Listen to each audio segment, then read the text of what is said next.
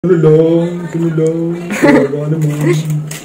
Isa na lang guys, inorderan ko na si Bujek na Nasty Cleanse High in Fiber.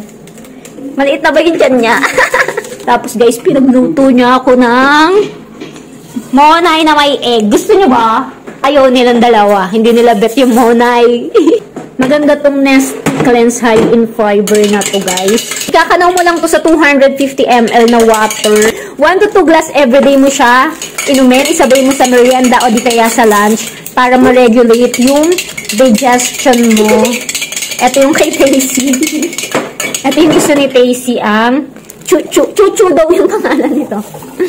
Tapos ito yung sa akin at kay Jasmine. Wala kaming drink. Kawawa naman kami ni Tacy. Tubig lang kami.